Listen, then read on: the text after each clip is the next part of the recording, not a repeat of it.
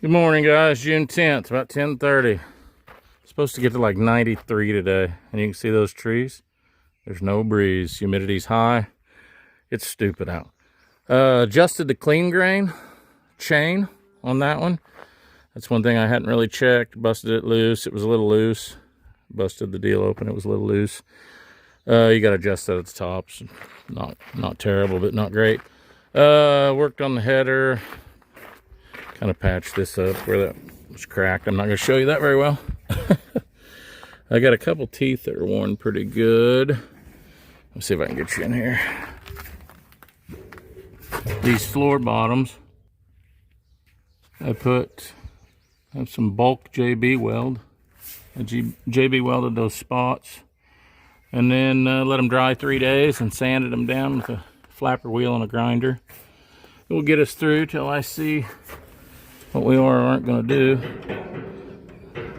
Those are a little loose in and out. I bought all the bushings for it, but I'm not really looking to tear into that right now. I bought all the rubber deals here as well. So anyway, I've got it on the trailer after I finished messing with it. Put a couple chains on here. I just bolted a piece of chain through the trailer and through the head there. I can put a real short little strap on it. This head sits different on these trailers. It's got a bar under here right there. I like the way it sits. It sits better, but our others sit down in here, completely down in here. Well, that doesn't give me much to catch on now.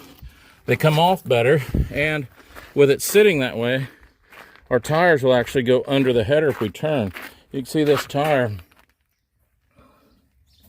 Before, when I turned short, it would hit on that sharp corner and snag it. Well, now it just goes right under it. So that's a plus. This thing was broke off. Put a new one on. Took one off that old 30. So anyway, I think it's ready to go. Pulled it out here with the four-wheeler. Four-wheeler doesn't like that one. It's substantially heavier than that 27, and I don't think it's the 3 feet. Obviously, that's part of it, but I think that's a lot heavier head than the 400. So these are the bushings that go in that auger. Just a neoprene or something. And I bought all the rubbers, but I haven't got there. I used that for the first real time this morning. Aired up all them tires to 65 pounds on the trailer. Works slick. Airs up. If it sits there a second, needs more air, it puts more air in. If it gets too much, it lets air out. So, pretty slick deal.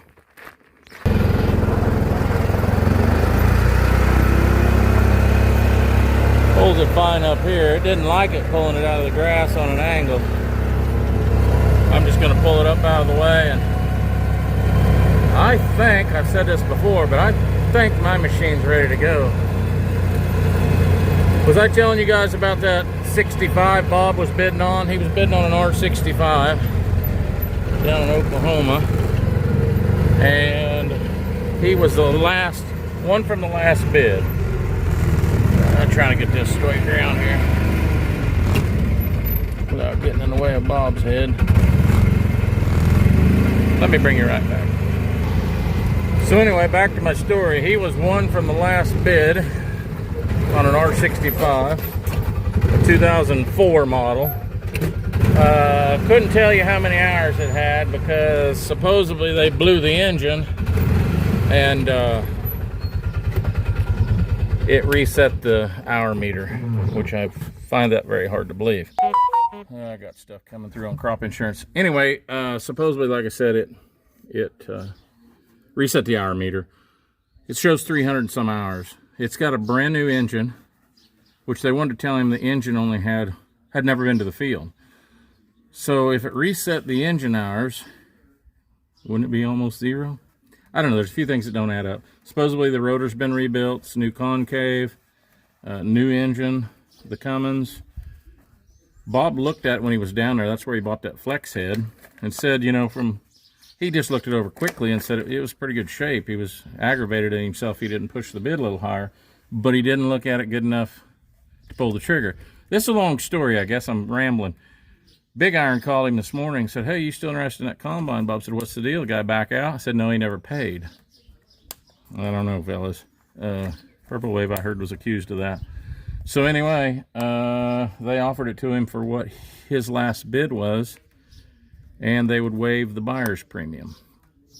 So I don't know. He's in back and forth, calling me every 10 minutes, trying to figure out what to do. I told him, if you want to upgrade, I mean, even if it doesn't go to the wheat field, we've got one head, that one we straightened the auger on, welded the auger. It's high rise. We can take the spacer out and it will fit that 65. We could run it. It doesn't have auto steer and GPS. Obviously, that doesn't stop us. But he's still not going to cut on the same, you know, same passes as the other two running auto steer and GPS. That's not the end of the world. So I told him, if you're really looking to upgrade, you're not going to upgrade any cheaper.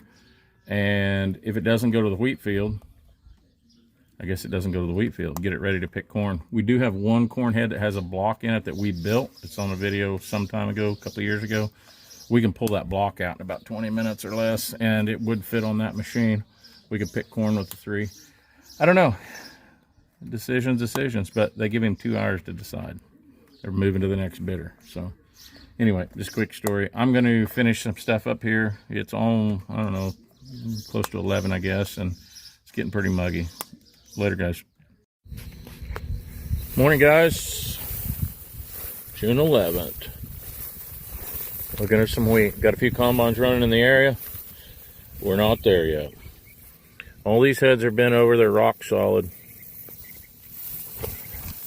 That's not the problem. It's all the sucker heads that are below them.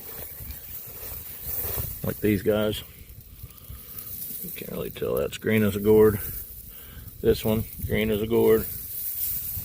I don't know. They don't have to get to 12 moisture, the green ones, to blend out, but don't have to get drier than it is, I'm afraid. Well, called a guy down south of us. He's got a few things on auction this morning. Visited with him about a spreader truck, air spreader.